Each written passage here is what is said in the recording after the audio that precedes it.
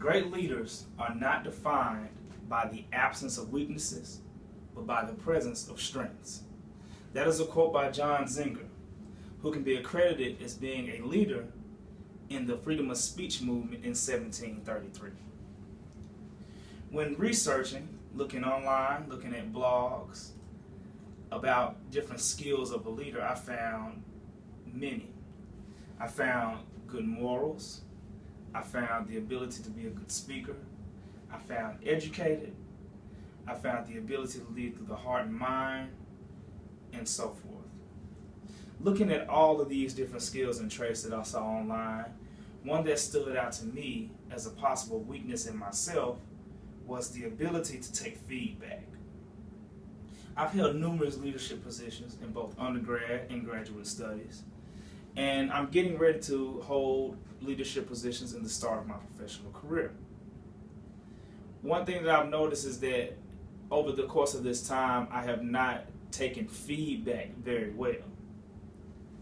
One reason I feel that taking feedback is important is because feedback can be very constructive as a leader. A leader is someone who leads a group of people towards a common goal. When someone from that group comes to you to comment on your leadership skills, you should listen, because most of the time it's going to be constructive criticism.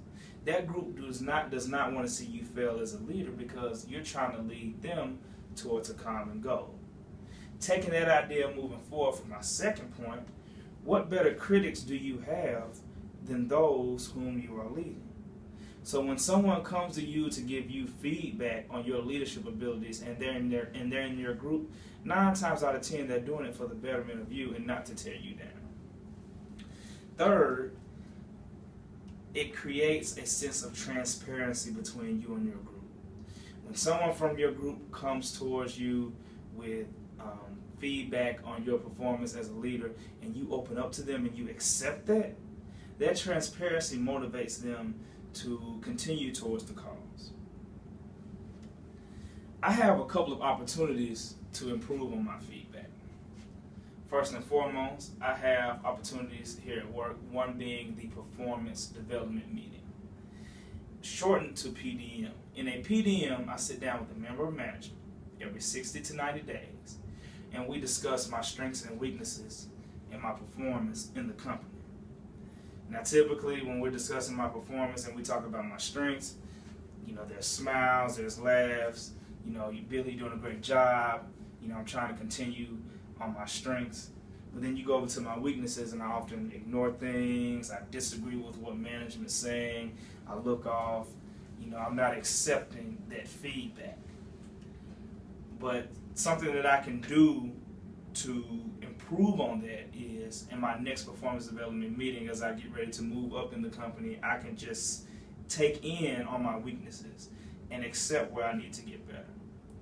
Another way I can accept feedback is every day, in everyday life.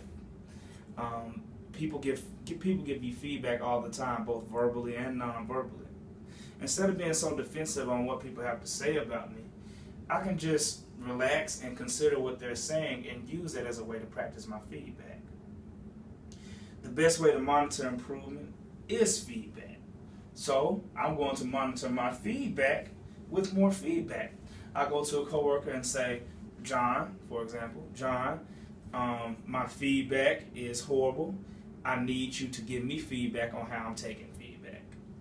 And to improve on that, I can open myself more to criticism and accept what people are trying to say to help me and not to hurt me. And that is a way I become a better leader.